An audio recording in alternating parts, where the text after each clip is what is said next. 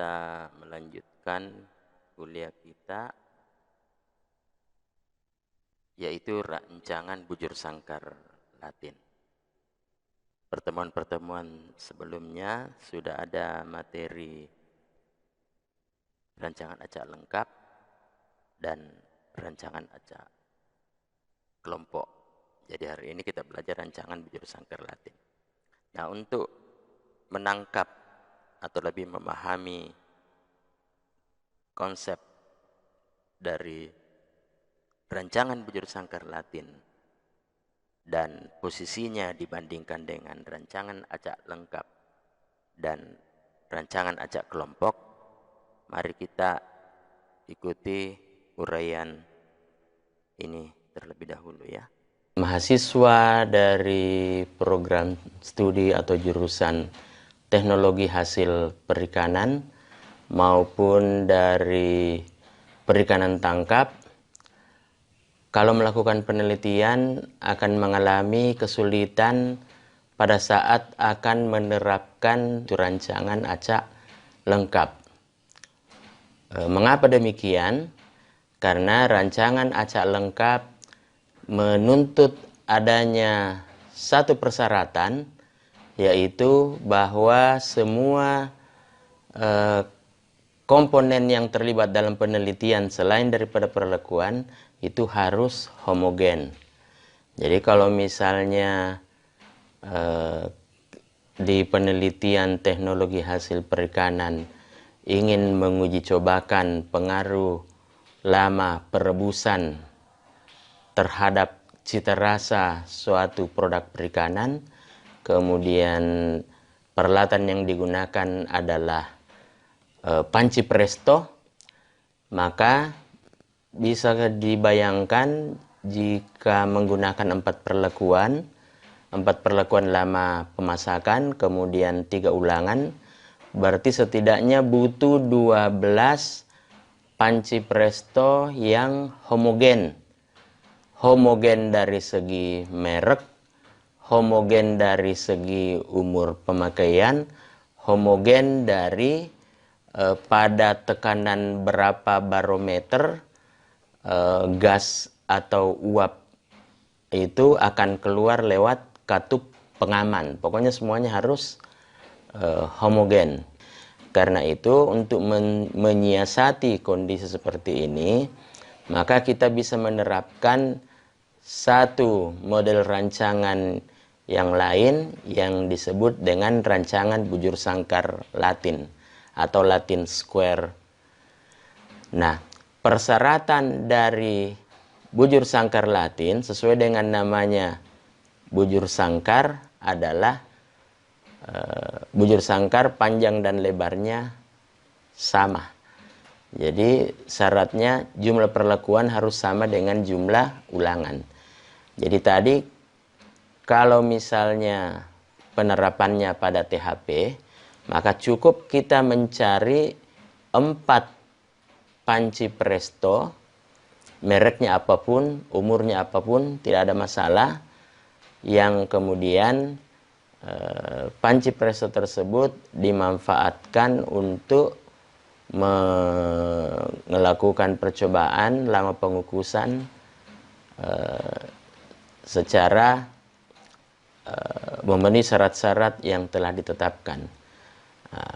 Dalam penerapan di perikanan tangkap, misalnya kita ingin mengujikan 4 jenis warna lampu, katakanlah merah, kemudian putih, kemudian kuning, kemudian hijau. Jadi merah, putih, kuning, hijau.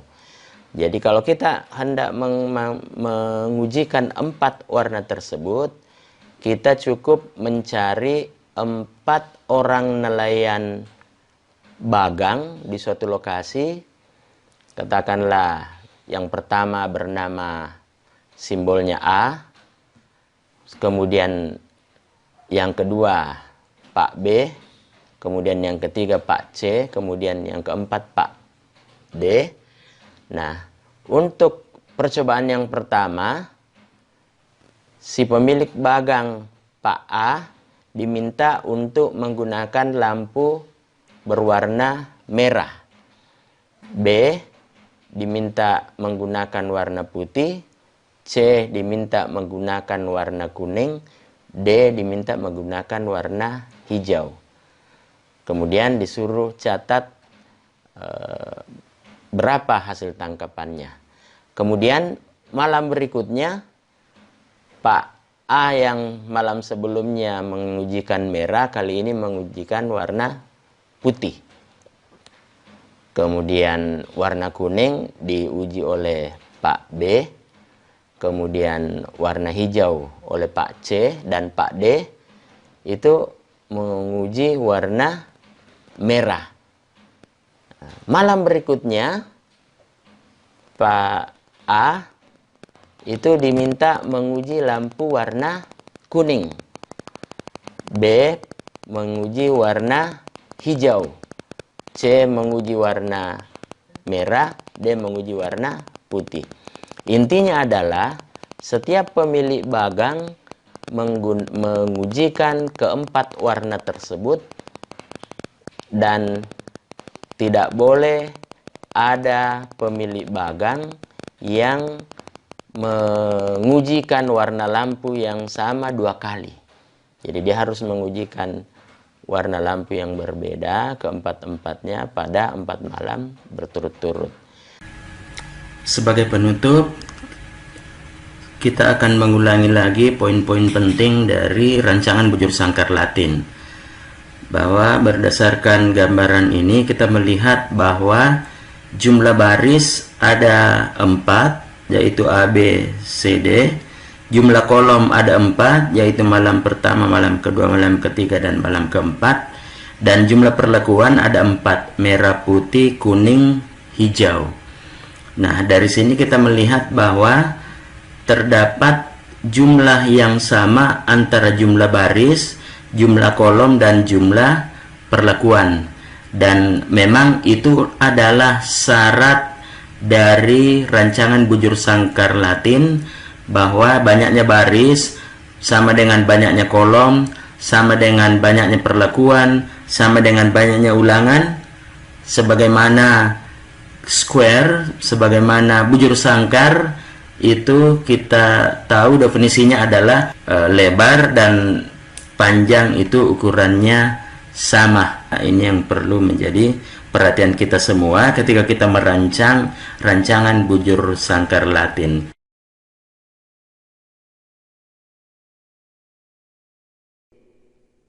Ciri daripada rancangan bujur sangkar Latin adalah hemat sumber daya.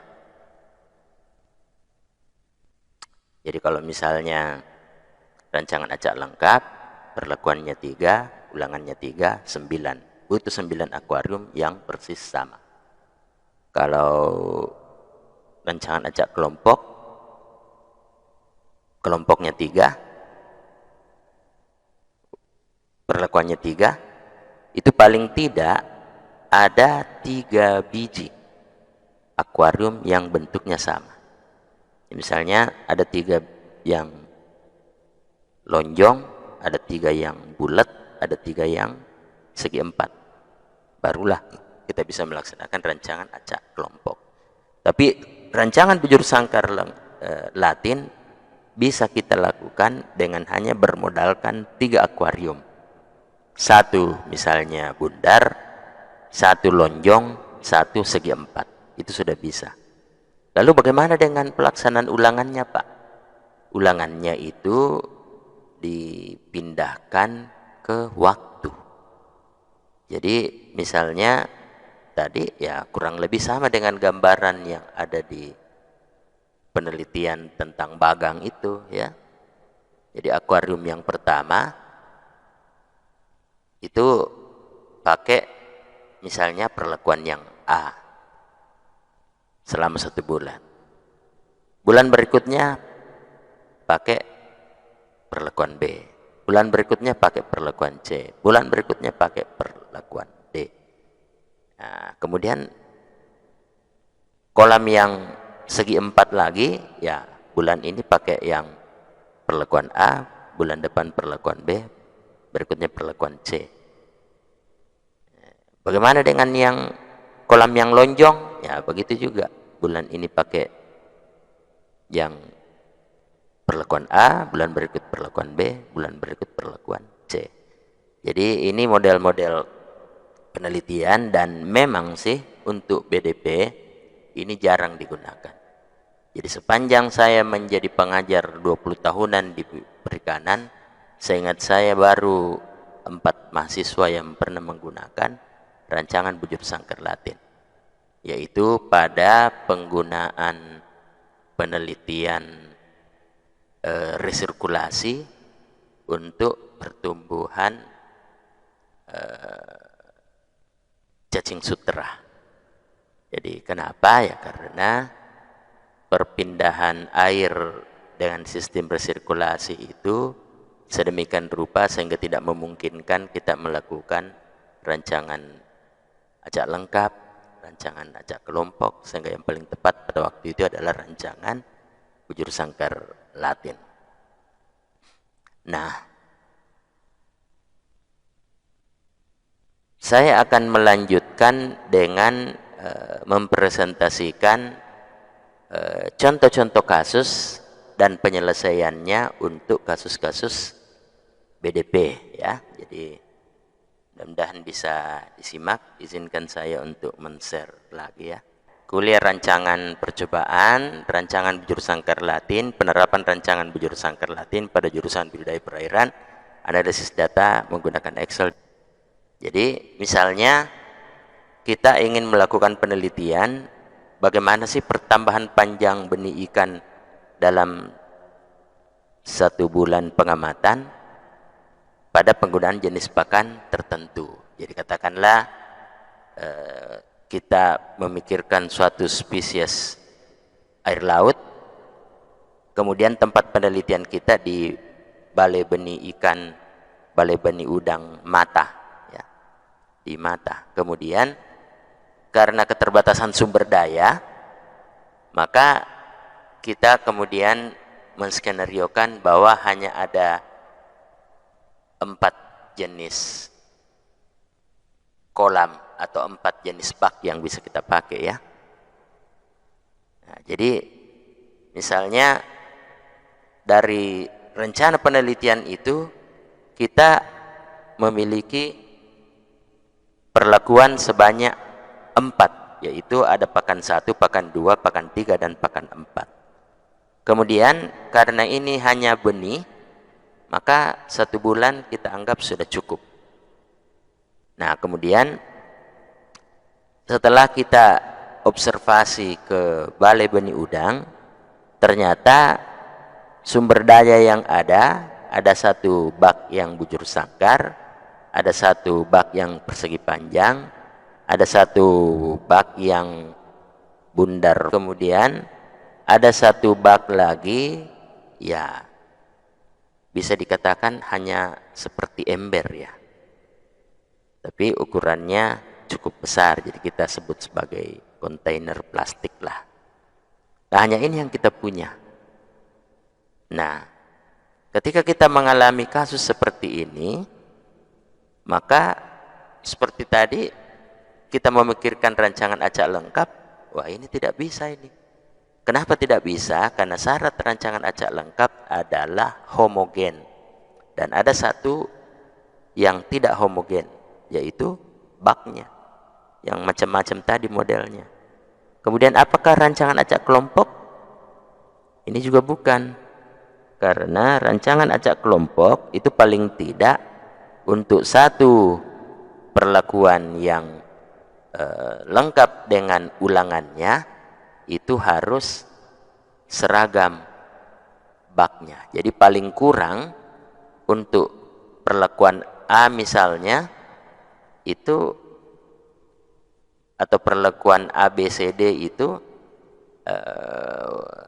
menggunakan bak yang seragam.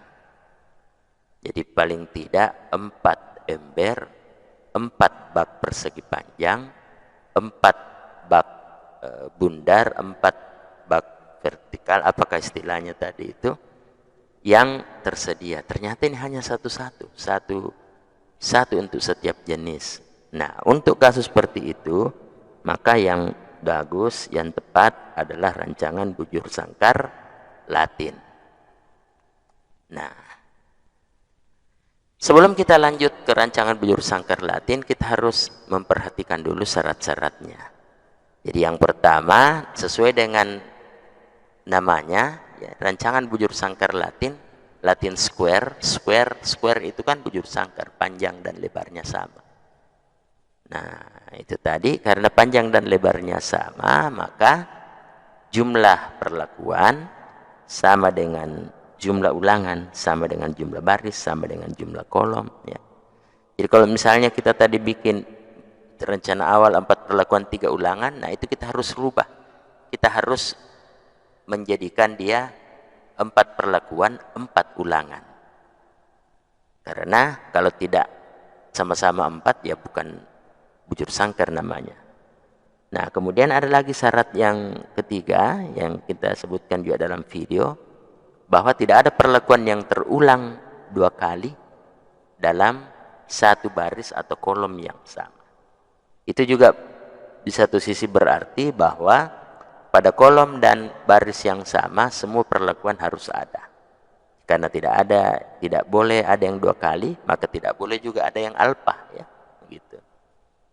Nah, ini adalah contoh bagaimana bentuk pengacakan atau dena pengacakan dari penelitian yang kita rencanakan. Jadi, di dalam suatu baris dan kolom yang sama tidak boleh ada perlakuan yang terulang 2 kali. Nah, untuk menjamin hal seperti itu, ya kita bikin secara berurut saja, sesudah C, D, sesudah D, balik ke B, A, ya, kemudian B, C, A, D. Jadi ini kita acak sedemikian rupa sehingga pada baris dan kolom yang sama tidak ada perlakuan yang berulang, ya. Nah, kemudian kita menempatkan baris dan kolom juga. Jadi kolomnya harus ada 4, barisnya harus ada 4, perlakuannya 4, ulangannya otomatis juga akan 4, ya, karena dia ada 4 kolom. Nah, inilah perlakuan tadi kita lengkapi kemudian dengan baris dan kolom. Yang menjadi baris apa? Yang menjadi baris adalah jenis-jenis wadah untuk penelitian. Kemudian yang menjadi kolom adalah waktu. Jadi katakanlah penelitiannya kita selesaikan semester depan, maka untuk kolom pertama kita mulai Agustus, berikutnya September, berikutnya Oktober, berikutnya November. Dengan mengingat syarat yang tadi bahwa dalam suatu kolom dan baris tidak boleh ada perlakuan yang terulang 2 kali. Jadi inilah kita lakukan penelitian. Jadi pada bulan Agustus, wadah bujur sangkar kita kasih pakan ketiga atau perlakuan C. Yang persegi panjang kita kasih pakan kedua atau pakan B. Yang keempat atau pakan D. Yang ember kita kasih pakan pertama. Jadi ini saja yang kita jalankan sepanjang Agustus. Nah, setelah itu kita berpindah ke rancangan untuk September. Nah, September bujur sangkarnya kita kasih pakan keempat, yang persegi panjang kita kasih pakan ketiga, yang lama, yang ember kita kasih pakan kedua. Nah, ini yang kita usahakan atau kita aplikasikan dalam pelaksanaan penelitian. Tapi jangan lupa bahwa komponen selain wadah itu harus homogen, artinya benih ikan yang kita gunakan itu harus ukurannya seragam. Nah, umpamanya setelah selesai semua, ya, dari Agustus, September, Oktober, November, maka sekitar bulan Desember kita sudah punya data. Taruhlah misalnya ini data atau komposisi data sesuai dengan rancangan penelitian, dena perancangan yaitu CBDA begitu ya. CBDA, DCAB dan seterusnya. Kita kemudian mendapatkan data, oh ternyata yang pakan ketiga tadi, yang perlakuan C itu pertambahannya katakanlah rata-rata 2,3 cm. Perlakuan B yang di bulan Agustus dengan menggunakan bak yang nomor berapa tadi itu 2,7, kemudian berikutnya 2,5, sehingga kemudian kita mendapatkan data lengkap seperti ini. Nah, jika kita sudah menemukan data selengkap ini, selanjutnya kita lakukan analisis untuk mencari tahu apakah perlakuan atau penggunaan pakan 1, pakan 2, pakan 3, dan pakan 4 itu memberikan efek yang signifikan terhadap pertambahan panjang benih ikan ya. Nah, jadi yang pertama kita lakukan adalah menghitung total baris dan total kolom. Jadi ini tadi adalah kondisi letak data-data itu asli sesuai dengan penempatan perlakuan. Jadi 2,3, 27, 25, 19 ya. Nah ini dari kolom yang pertama kita ambil berapa totalnya. Ternyata totalnya 9,4. Kemudian dari kolom kedua 12,5, kolom ketiga 13,5, kolom keempat 10,6. Kemudian dari baris juga. Dari baris pertama 11,9, baris kedua 14,2, baris ketiga 11,7, baris keempat 8,2, sehingga ini kalau kita penjumlahkan ini namanya total general ya 46. Yang kedua, kita menghitung total perlakuan. Nah, dari data-data ini kita kumpulkan semua perlakuan A, kemudian jumlah dari setiap perlakuan A itu kita totalkan.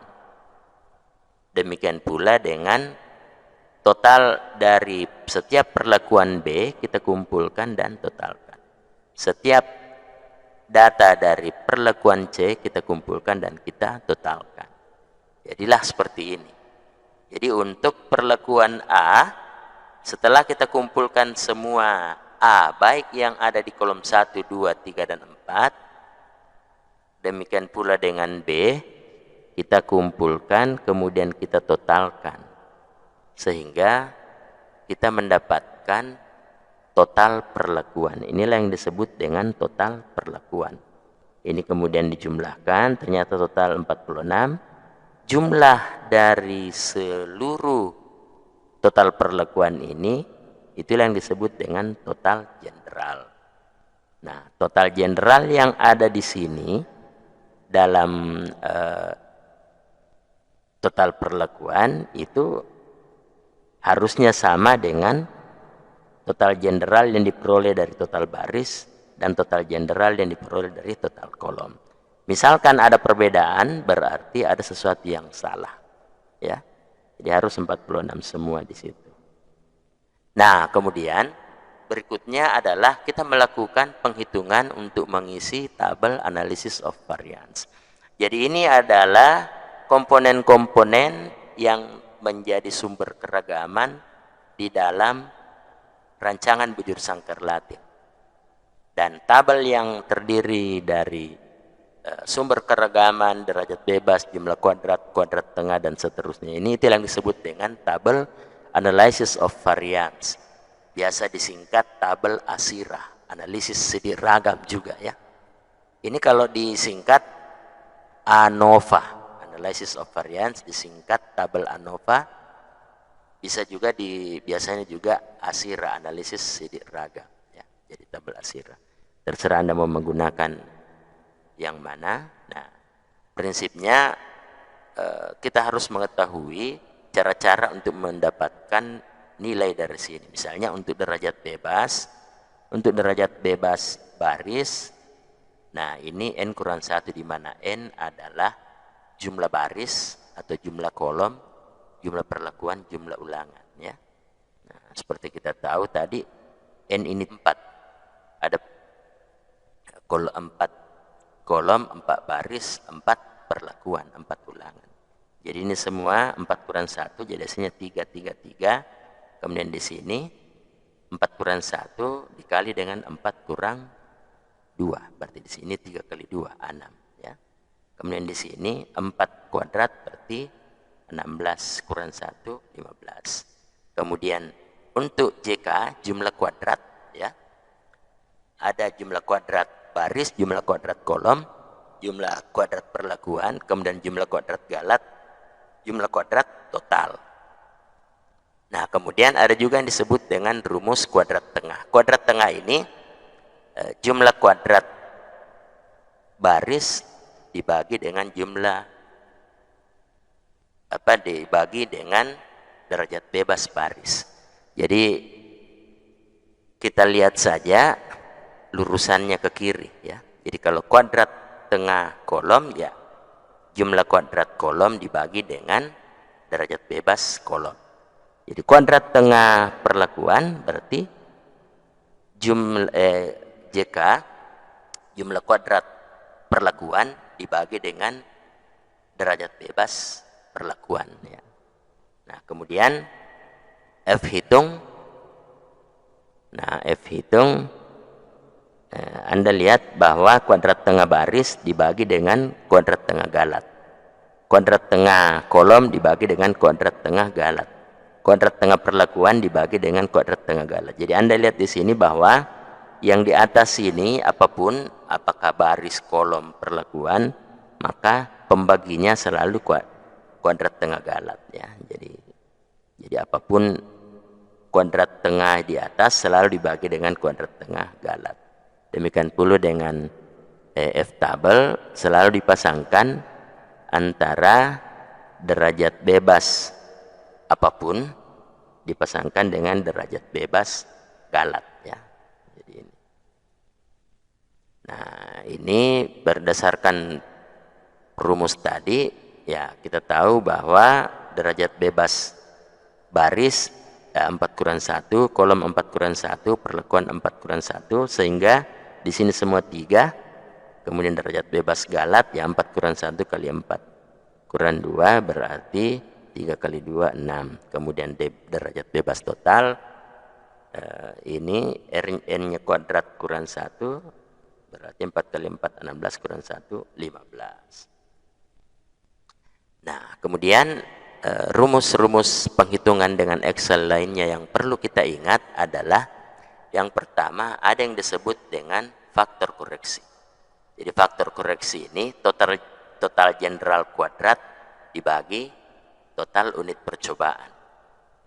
Kemudian ada yang disebut dengan JK baris, jumlah kuadrat baris, sum square dari total baris dibagi jumlah baris atau kolom dikurangi faktor koreksi. Kemudian jumlah kuadrat kolom sama dengan sum square dari total kolom dibagi jumlah baris, karena jumlah baris dengan jumlah kolom di RBL sama ya, jadi bisa pakai jumlah baris, bisa pakai jumlah kolom, dan dikurangi faktor koreksi. Nah, kemudian jumlah kuadrat perlakuan, sum square dari total perlakuan dibagi jumlah baris atau kolom dikurangi faktor koreksi. Kemudian JK total, sum square dari nilai setiap unit percobaan dikurangi dengan faktor koreksi. Kemudian JK galat, JK total kurang JK perlakuan ditambah dengan JK baris ditambah dengan JK kolom ya. Jadi kita akan lihat nanti bagaimana menggunakan rumus-rumus ini. Nah, kemudian yang lainnya adalah kuadrat tengah. Nah, tadi sudah disinggung sebelumnya bahwa JK bagi DB. Kemudian untuk kuadrat tengah itu jumlah kuadrat dibagi dengan derajat bebas. Kemudian untuk penghitungan F hitung tadi disampaikan KT apapun dibagi dengan KT galat. Demikian pula dengan F tabel, derajat bebas apapun dipasangkan dengan derajat bebas galat. Nah, Sekarang kita melangkah satu-satu untuk menghitung bagaimana supaya tabel ANOVA itu bisa terisi. Jadi yang pertama kita hitung adalah faktor koreksi. Jadi faktor koreksi tadi itu total general kuadrat dibagi total unit percobaan. Nah, total generalnya kan 46.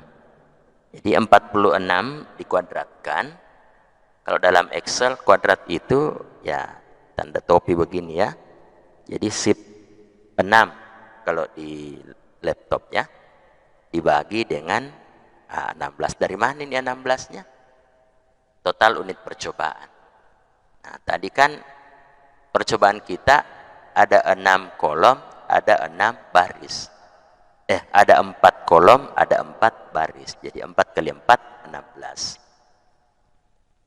Kemudian JK baris. JK baris, sum square data total baris. Nah, ini kan tadi total baris ada 11,9, 14,2, 11,7, 8,2. Jadi ini semua di sum square kan. Sum square itu kan jumlah kuadratnya. Kemudian dibagi dengan jumlah kolom. Jumlah kolom kan ada 3. Ada 4. Dikurangi faktor koreksi. Nah, JK kolom, sum square data total kolom. Ya, total kolom kan ini. Total kolomnya jadi 9,4, 12,5, 13,5, 10,6. Jadi ini total sum square dari ini semua, kemudian dibagi dengan jumlah baris. Nah, barisnya kan ada 4, dikurangi faktor koreksi. Nah, kemudian JK perlakuan. JK perlakuan sama dengan sum square data total perlakuan kurang jumlah ulangan kurang faktor koreksi. Nah, total perlakuan kita sudah tahu tadi ini ya. Jadi sum square dari 12,5, 9,9, 13, 10,6 dibagi dengan jumlah ulangan. Nah, ulangannya kan ada 4 dikurangi dengan faktor koreksi. Faktor koreksi tadi sudah tahu cara menghitungnya. Kemudian total JK total sum square seluruh data dari setiap unit percobaan dikurangi faktor koreksi. Nah, sum square seluruh data, ya ini datanya kan ada 16 ya. Data ada 16. 4 kolom 4 barisnya, jadi 16. Inilah semua yang diambil, diselect, dihitung sum square-nya, kemudian dikurangi dengan faktor koreksi. Nah, kemudian JK galat, JK total dikurangi seluruh JK lainnya. Jadi JK lainnya itu apa? Jumlah kuadrat baris, jumlah kuadrat kolom, jumlah kuadrat perlakuan. Kemudian kuadrat tengah, jumlah kuadrat apapun ya. Jadi ini saya kasih bintang-bintang. Jadi jumlah kuadrat apapun selalu dibagi dengan derajat bebas apapun ya. Jadi kalau jumlah kuadrat kuadrat tengah perlakuan itu sama dengan jumlah kuadrat perlakuan dibagi dengan derajat bebas perlakuan. Jadi kalau bintangnya diganti dengan kolom berarti JK kolom dibagi DB kolom untuk mendapatkan KT kolom. Ya, demikian seterusnya. Nah, ini juga untuk F hitung. F hitung sama dengan KT bintang dibagi KT galat.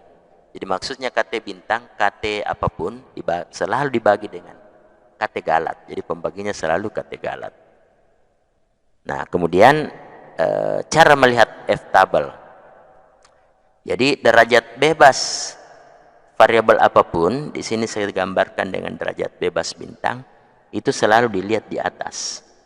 Kemudian derajat bebas galat selalu ada di sebelah kiri sini. Nah, jadi kalau misalnya contohnya kita ingin mengetahui berapa F tabel dari baris ya. Jadi F tabel baris berarti DB baris dilihat di atas, berarti lihat di sini DB baris berapa? 3. Nah, DB baris 3 berarti ini ya. Kita lihat ini turun kolom ini. Kemudian dipasangkan dengan DB galat. Jadi selalu DB galat. DB galat berapa? 6. Jadi kita cari angka yang mempertemukan dengan melihat yang di sini, yang di atas sini adalah derajat bebasnya baris. Sedangkan yang dilihat di kolom di sini adalah derajat bebasnya galat. Nah, derajat bebasnya galat 6, maka kita cari pertemuan 6 dengan 3. Dapat 4,76. Nah, 4,76 inilah nilai daripada F-table. Nah, F-table ini kemudian dibandingkan dengan F-hitung. Jika F-hitung lebih besar daripada F-table disebut, maka pengambilan keputusannya adalah signifikan. Sebaliknya, jika F-hitung lebih kecil daripada F-table, tidak beda nyata atau tidak signifikan. Jadi, nah itu tadi langkah-langkah atau step-step yang saya tampilkan di PowerPoint. Nah, bagaimana prakteknya? Kita praktekkan dengan mengacu kepada soal tadi dengan menggunakan Excel sebagai alat bantu. Nah, ini kan datanya tadi. Ini kita sudah dapatkan total kolom, kita sudah dapatkan total baris. Kemudian setelah kita kumpulkan setiap perlakuan, kita juga mendapatkan total perlakuan. Nah, kita mengacu kepada tabel analysis of variance, bahwa yang dicari adalah derajat bebas. Nah, derajat bebas sudah kita ketahui. Seperti penghitungan tadi, 3, 6 baru 15. Nah, kemudian jumlah kuadrat. Nah, kita terapkan rumus untuk mencari jumlah kuadrat. Jadi ini nilai-nilai ini belum tentu benar ya. Kita nanti hitung. Jumlah kuadrat. Nah, kita kembali ke sini. Yang pertama kita hitung adalah faktor koreksi. Faktor koreksi rumusnya adalah total general kuadrat ya. Total general kuadrat dibagi jumlah seluruh unit percobaan. Nah, sama dengan total generalnya 46, ya kita select yang 46, kemudian kita kuadratkan dengan shift 6 di laptop ya, baru pangkat 2. Berarti ini sudah muncul F21, letaknya total generalnya ini ya, pangkat 2, kemudian dibagi dengan total unit percobaan ya. Jadi total unit percobaan tadi berapa? Nah, ini ada 4 perlakuan, 4 ulangan, 4 kolom, 4 baris, berarti ada 16. Nah, inilah hasilnya. Inilah yang FK atau faktor koreksi. Kemudian kita hitung berikutnya adalah JK baris. Kita singkat saja JKB ya. JK baris rumusnya itu adalah sum square dari total baris dibagi jumlah kolom dikurangi faktor koreksi. Nah, saya ingin memperkenalkan dengan rumus sum square tadi. Nah, cara membuat dia keluar di Excel adalah pertama kita klik fungsi di sini ya, insert function. Kemudian ya kita cari di all ya. Nah, kita cari sum square. Sum square itu tulisannya SUM. Sum. Maka kita pelan-pelan cari S. Ini sudah D, E, F, G, H, I, J, K, L, M, N, O, P, Q, R, S. Ya, kita sabar saja. Nah, kita cari sum square. Nah, kita ketemu sum SQ.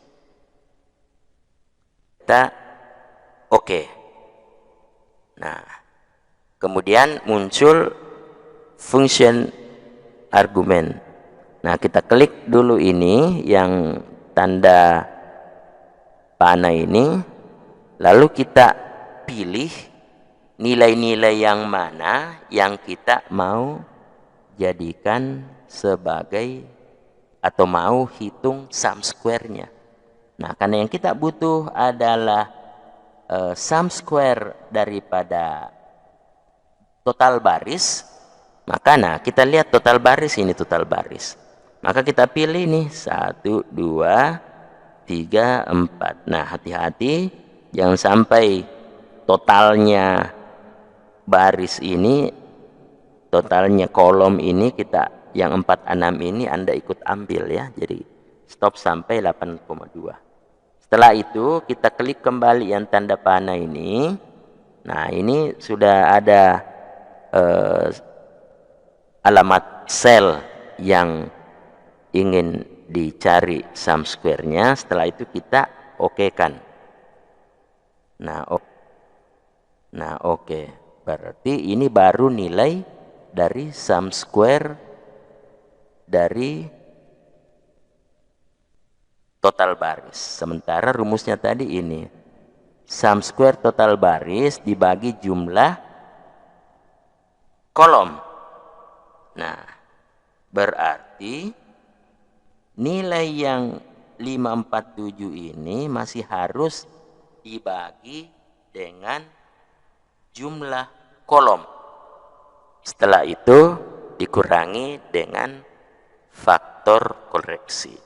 Jadi kita lanjutkan eksekusinya dengan sama dengan ini ya.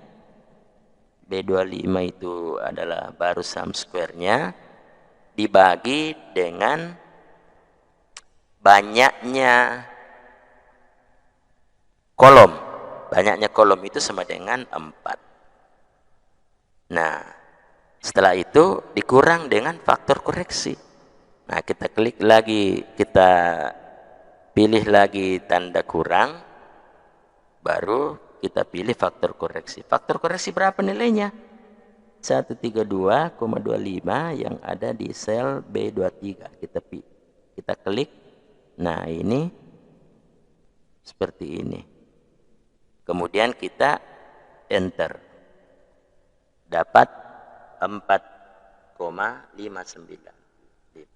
Nah, ini tadi demonstrasi ketika kita masih kagok, masih belum lancar. Tapi kalau kita sudah lancar, kita bisa mengeksekusinya 1 kali. Caranya, ya kita langsung eksekusi dengan function. Nah, kalau kita buka all, kita akan mencari sum square itu jauh di bawah ya. Karena S itu ya sesudah berapa huruf. Nah, untuk mengefisienkan waktu, kita jangan memilih all, tapi memilih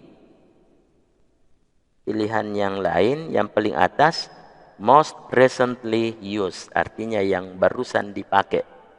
Nah, kalau kita pilih most recently used, maka muncullah sum square sebagai satu parameter yang barusan saja dipakai. Maka klik OK, kemudian kita klik tanda panahnya, kemudian kita pilih tadi yang mana total baris ya. Kan yang dia cari adalah JK baris, maka yang dicari adalah total baris. Total baris, nah sudah ketemu total baris. Nah ini sama dengan, ya ini sudah ketemu total baris. Kita bisa langsung mengeksekusi dengan menyelesaikan semua rumusnya di kolom atau di tempat penulisan persamaan ini ya. Kita langsung, jadi setelah sum square dari total baris, kita langsung bagi dengan jumlah kolom. Jumlah kolom sama dengan 4. Kemudian dikurang dengan faktor koreksi. Ya, kemudian enter. Jadi ini yang saya maksud, tadi kita itu 2 kali bekerja. Kita stop dulu di sum square, setelah itu baru kita bagi lagi dengan jumlah kolom, kemudian dikurangi dengan faktor koreksi. Tetapi kalau kita ingin mengefisienkan waktu dan kita juga sudah lancar, kita langsung bekerja di sini. Jadi begitu sum square dari total baris ditemukan, langsung kita bagi dengan jumlah kolom sesuai dengan rumus, kemudian dikurang dengan faktor koreksi. Jadi ini sedapat mungkin dihafal ya, jumlah rumus-rumus ini. Nah setelah itu apalagi yang kita perlukan? Nah sudah ada faktor koreksi, sudah ada JK B, maka tentunya adalah JK kolom ya. Jadi sudah ada JK baris, ada JK kolom. Nah JK kolom itu adalah sum square dari total kolom. Jadi JK kolom sum square dari total kolom dibagi jumlah baris dikurangi faktor koreksi. Jadi kita klik lagi FK-nya, kita klik lagi function-nya, kemudian dengan memilih most recently used, sum square muncul, kita OK, lalu tanda panahnya kita klik, lalu kita select mana bagian yang merupakan sum square dari kolom. Nah sum square dari kolom atau total kolomnya, sum square dari total kolom adalah ini 9,4, 12,5, 13,5 tambah 10,6. Hati-hati jangan sampai keliru memasukkan juga yang total baris ini. Kemudian klik ini, kemudian kita OK. Nah ini adalah sum square dari total kolom. Nah berdasarkan rumus itu harus kita bagi dengan banyaknya baris, maka bagi dengan 4. Habis itu dikurangi dengan faktor koreksi. Faktor koreksi 132,25, kita klik selnya, kemudian kita enter, maka muncullah JKK sama dengan 2,55. Nah, setelah itu apa lagi? Nah, sesuai dengan ini ada JK baris, JK kolom, JK perlakuan. Nah, kita lanjut lagi dengan JK perlakuan. JK perlakuan.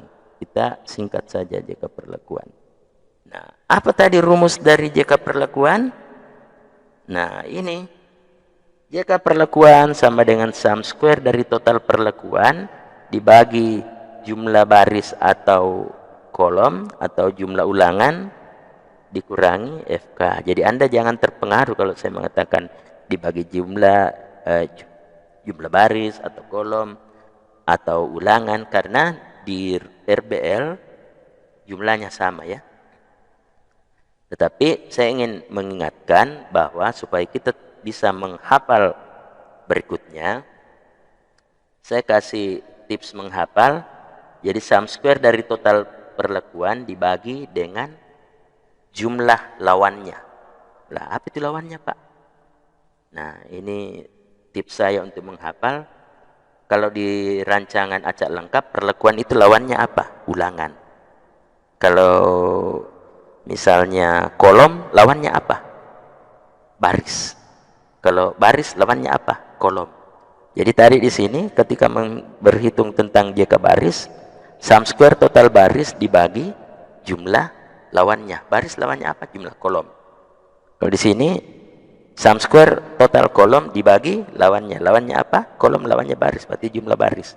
Kalau di sini jika perlekuan, total sum square dari total perlekuan dibagi lawannya. Lawannya apa perlekuan? Ulangan, gitu.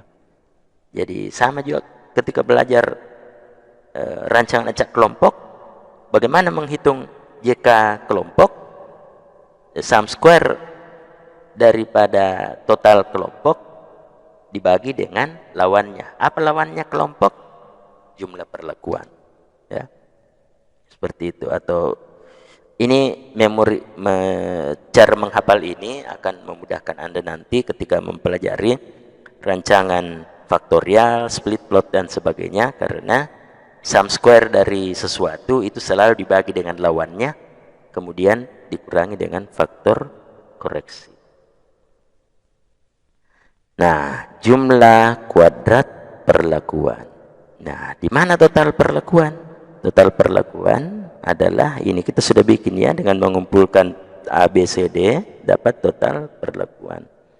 Jadi jumlah kuadrat perlakuan sama dengan sum square, ya kita panggil lagi sum square. Sum square dari apa? Ya kita tanda panahnya sum square dari total perlakuan. Mana total perlakuannya ini? 1, 2, 3, 4. Jadi total perlakuan A, B, C, D. Kemudian kita klik lagi tanda panahnya. Kemudian kita OK. Nah, inilah sum square dari total perlakuan. Tetapi kita belum bagi ya. Nah, ingat bagi dengan lawannya. Nah, ini jika perlakuan lawannya adalah perlakuan lawannya ulangan. Berapa ulangannya? 4. Nah, tulis 4. Dikurang dengan apa? Kurang dengan faktor koreksi. Klik ini. Enter. Dapatlah 1,655. Jadi tidak susah. Insya Allah tidak susah. Nah, setelah itu kita sudah punya baris, kolom, perlakuan, tinggal total ya. Karena untuk mendapatkan galat ya kita harus dapat totalnya dulu. Berarti yang berikutnya adalah jumlah kuadrat total. Jumlah kuadrat total itu sama dengan, ya kita cek lagi rumusnya, ini yang harus Anda ingat. Sum square dari nilai setiap unit percobaan. Nah, tadi kan saya selalu bilang sum square dari sesuatu dibagi dengan lawannya.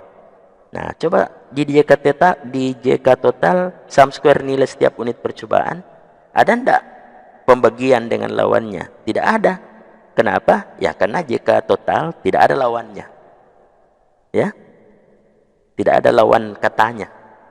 Jadi ya untuk JK total itu tidak dibagi dengan sesuatu, tapi langsung dikurangi dengan faktor koreksi. Jadi di sini kita call kembali, kita panggil kembali sum square. Oke. Jadi sum square dari apa? Sum square daripada nilai setiap unit dari semua pengamatan. Jadi ya ini kita call ABCD untuk pengamatan dari setiap bulan berbeda ya. Kita ambil semua ini 16 angka. Bisa juga kita ambil yang di sini ya. Sama saja. Jadi yang penting ada 16 angka dari semua unit. Jadi sum square dari semua pengamatan. Pengamatan kita ada 16, maka sum square dari 16 data. Nah, sudah ketemu. Nah, ini rumusnya kan biasanya dibagi dengan lawannya, tapi ya jika total tidak ada lawannya, jadi tidak dibagi dengan apapun.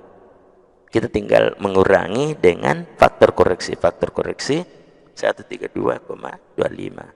Kemudian kita enter. Nilainya 9,99. Nah, habis itu apa lagi? JK Galat. JK Galat, ya untuk yang merasa asing dengan istilah Galat, itu sebenarnya adalah sisa. Ya. JK Galat atau JK sisa, kita singkat saja JKG. Jadi Galat itu sebenarnya sisa.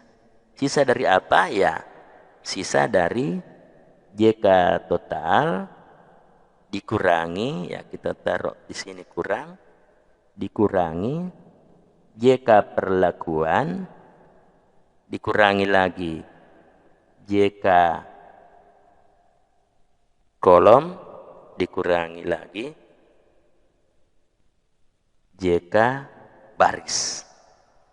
Jadi ini JK total kurangi dengan JK perlakuan, kurangi JK kolom, kurangi JK baris.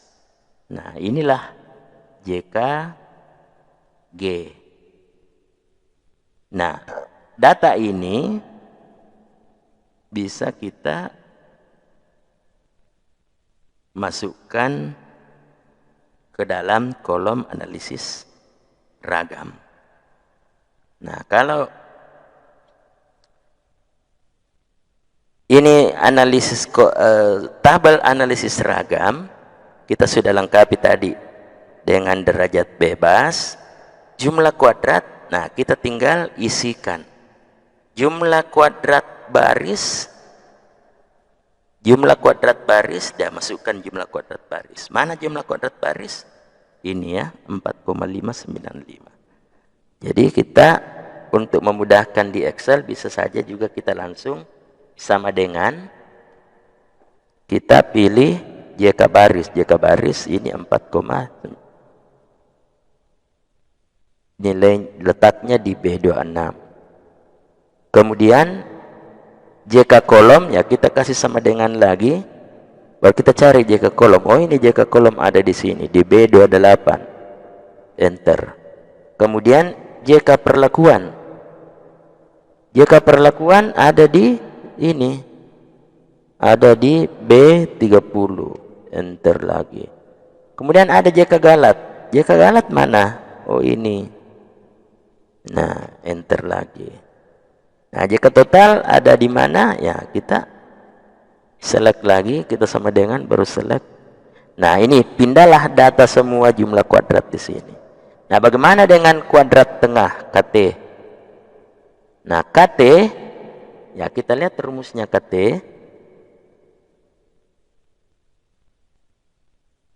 Nah, rumus KT saya pindahkan juga supaya bisa dilihat ya. KT itu JK per DB. Jadi kuadrat tengah baris sama dengan JK baris dibagi DB baris. Enter. Serumus ya JK DB. Nah, bagaimana dengan kuadrat tengah kolom? Kuadrat tengah kolom sama dengan JK kolom bagi JK DB kolom. Enter. Nah, langsung ada nilai. Bagaimana dengan kuadrat tengah perlakuan? Kuadrat tengah perlakuan sama dengan JK perlakuan bagi DB perlakuan. Enter. Nah, bagaimana dengan galat? Ya, sama. Kuadrat tengah galat sama dengan JK galat dibagi dengan derajat bebas galat. Enter. Nah, seperti itu. Nah, untuk total KT total tidak dihitung ya, tidak dihitung. Nah, kemudian F hitung. F hitung KT B bagi KTG, KTK bagi KTG, KTP bagi KTG. Jadi maksudnya apapun selalu dibagi dengan KTG. Jadi kita lihat kuadrat berapa F hitung baris, F hitung baris sama dengan kuadrat tengah baris dibagi dengan kuadrat tengah galat. Jadi 0,1975. Nah, dapat nilai 7,7 sekian. Kemudian bagaimana F hitung kolom? Jadi F hitung kolom sama dengan kuadrat tengah kolom dibagi kuadrat tengah galat. Jadi apapun sumber keragamannya, pembaginya selalu KT galat. Nah, kemudian perlakuan bagaimana cara menghitung F hitung perlakuan? Kuadrat tengah perlakuan dibagi dengan kuadrat tengah galat. Nah, kita punya F hitung sudah lengkap. Nah, pertanyaannya berikutnya F tabel. Nah, F tabel, kita lihat F tabel itu rumusnya dulu. Jadi untuk F tabel baris itu kita lihat DB di bagian atas tadi itu DB baris, kemudian berpasangan dengan DB galat. DB galat sama dengan 6. Berarti untuk kolom 36 juga. Untuk perlakuan 36 juga, karena perlakuan derajat bebasnya 3 dipasangkan dengan galat 6. Jadi nilai 3-nya dicari di bagian atas. Ini ya. Kemudian 6 ya mengacu kepada DB galat. Jadi nilainya 4,76. Jadi ini 4,76.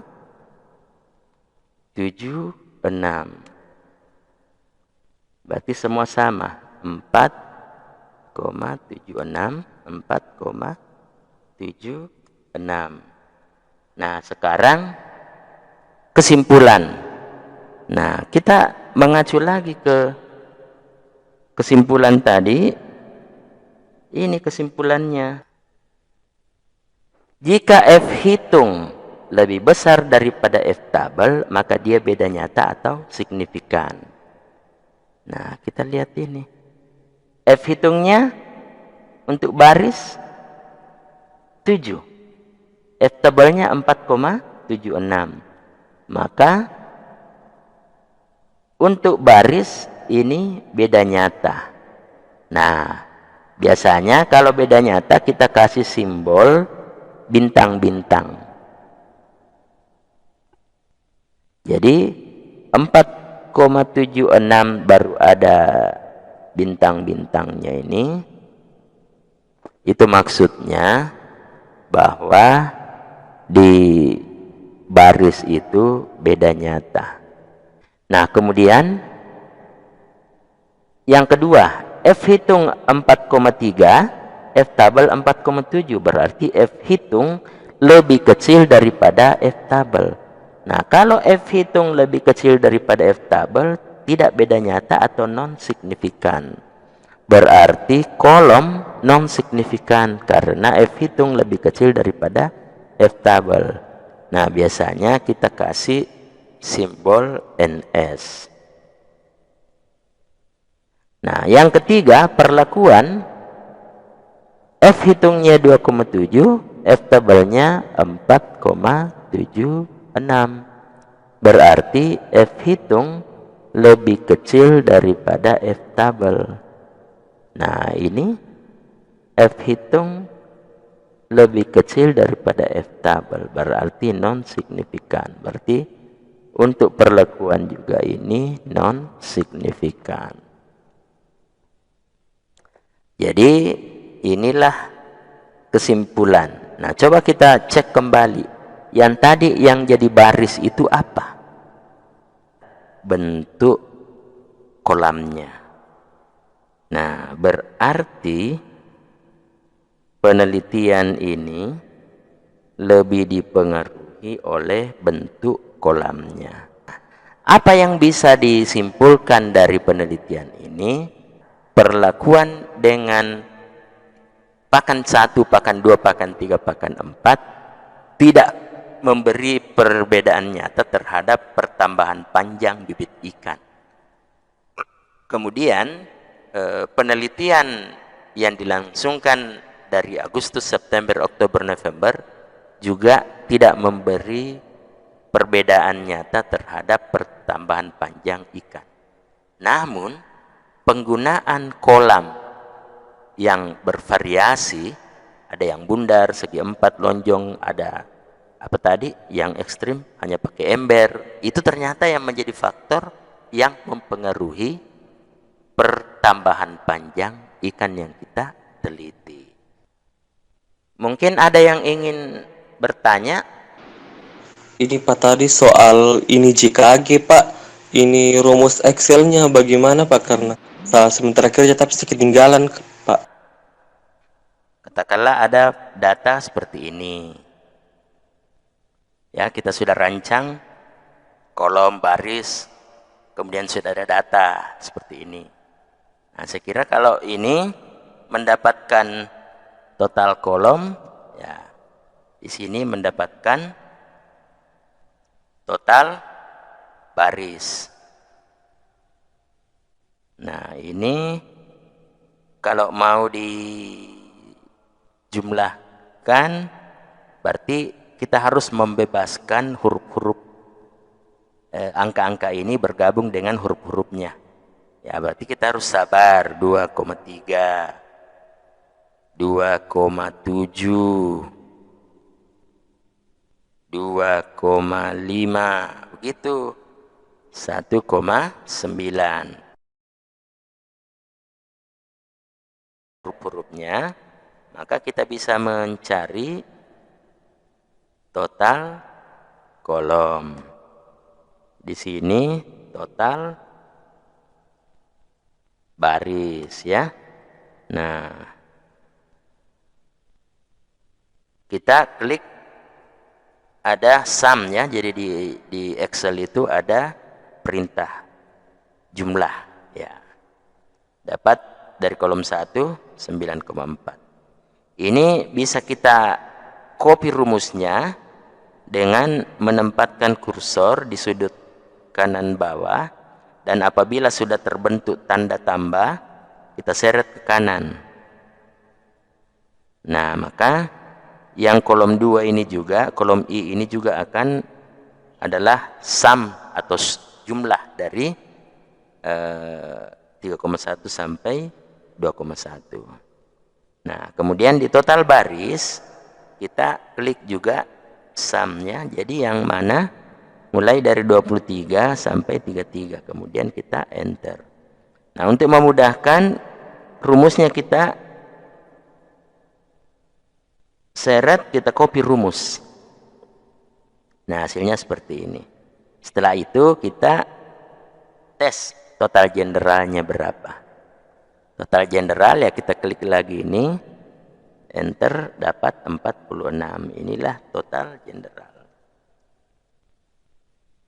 Ya, yang kedua, kita harus cari tahu total perlakuan. Nah, kita cari A, cari B, cari C, cari D. Nah, bisa saja kita langsung, ya. Kalau tadi kan saya kumpul-kumpulkan A dari setiap 4 kolom, ya. Nah, bisa saja misalnya A, ya kita cari saja berdasarkan ini. A ini tadi 1,9, berarti ambil yang 1,9. Ditambah mana lagi?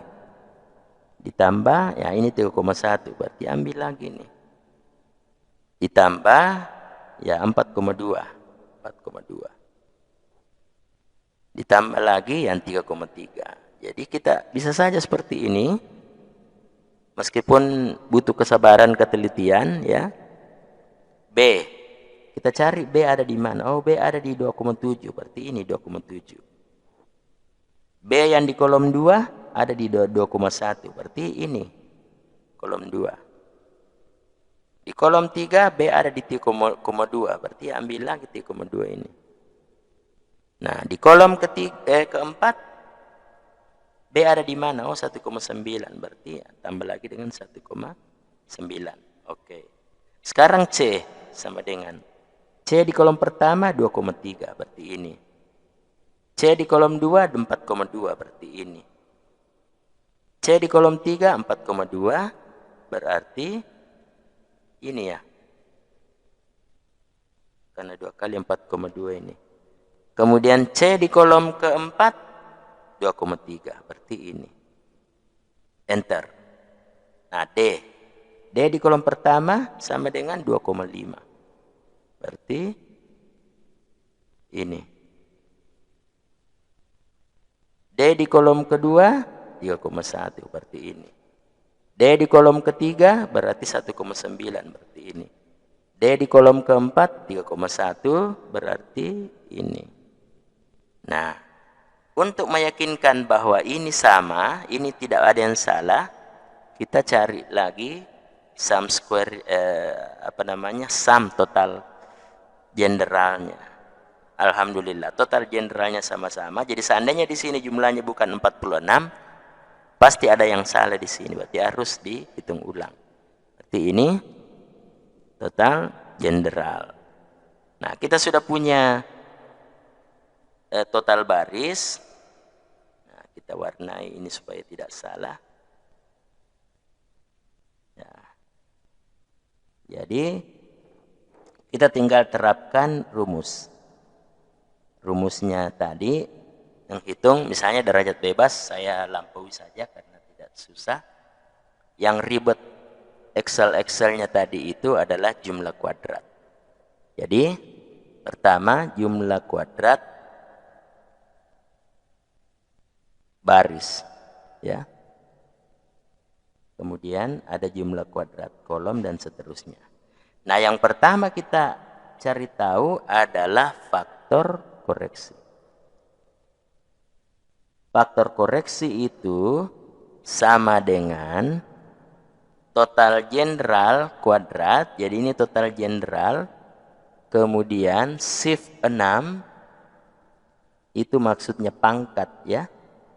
Tambah 2 berarti 46 kuadrat dibagi dengan, nah kalau kita tidak ingin salah, mau meyakinkan, kita kurung dulu ini.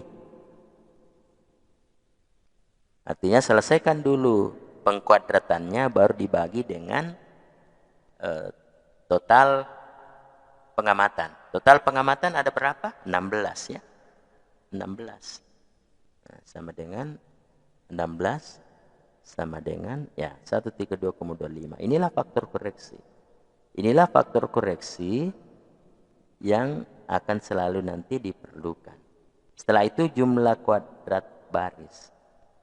Nah, jumlah kuadrat baris itu adalah sum square dari total baris dibagi dengan lawannya dikurang dengan faktor koreksi. Nah, karena kita tadi sudah pernah mencari fungsi daripada sum square, maka dicarinya di most recently used. Klik sum square. Oke, sum square dari apa? Sum square dari total baris. Mana tadi total baris? 11,9, 14,2, 11,7 tambah 8,2. Jadi inilah sum square dari total baris. Kemudian klik lagi ini. Oke. Nah, jadi ini adalah sum square dari total baris. Dibagi dengan apa? Lawannya.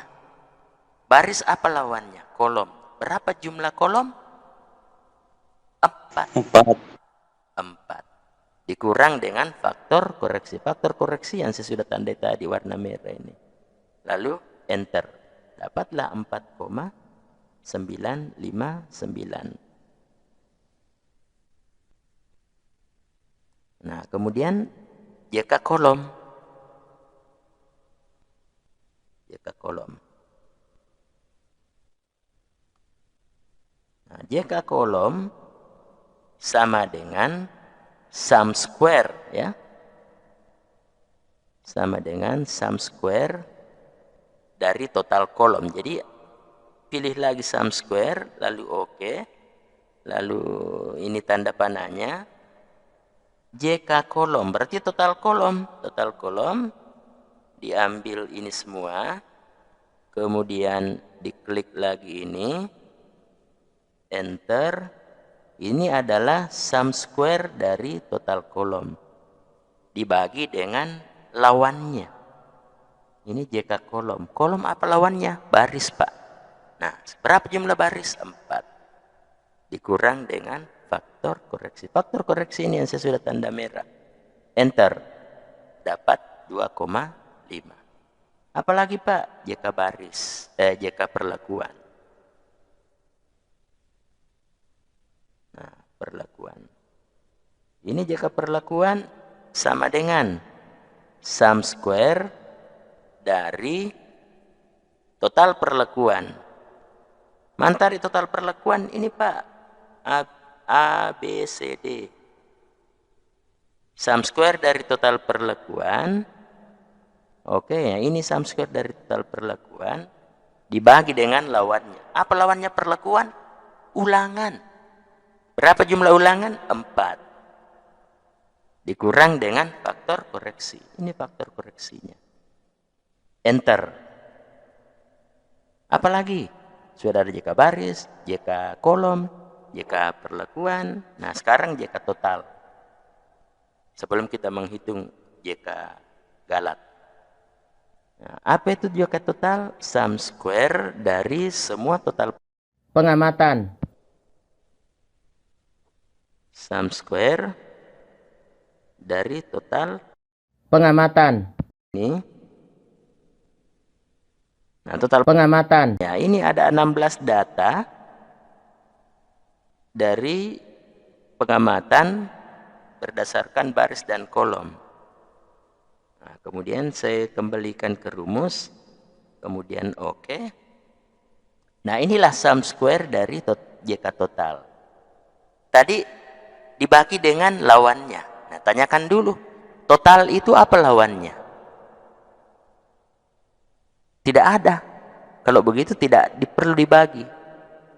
Kurang dengan faktor koreksi. Nah, inilah JK total 9,9. Kemudian apa lagi? JK galat.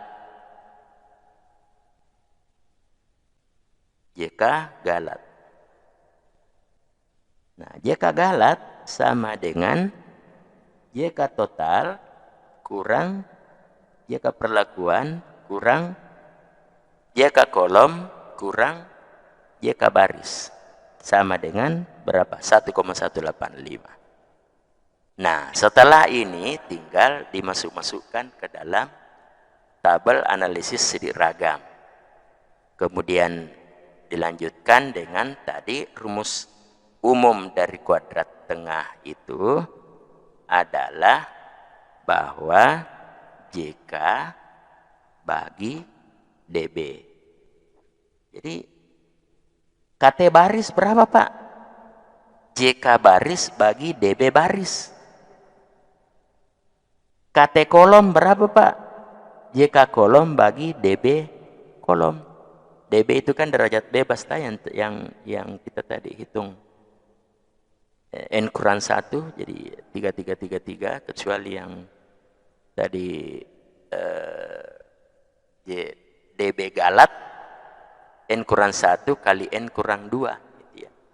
Berarti 4 kurang 1 sama dengan 3, dikurangi dengan 4 dikali dengan 4 kurang 2. Berarti 2. 2 kali 3, 6. Jadi ya. Jadi ini terus ya, JK bagi DB. Habis itu ada lagi yang disebut dengan F hitung. F hitung, ya rumus umumnya adalah KT apa saja. Saya tadi simbolkan dengan KT bintang-bintang, selalu dibagi dengan KT galat.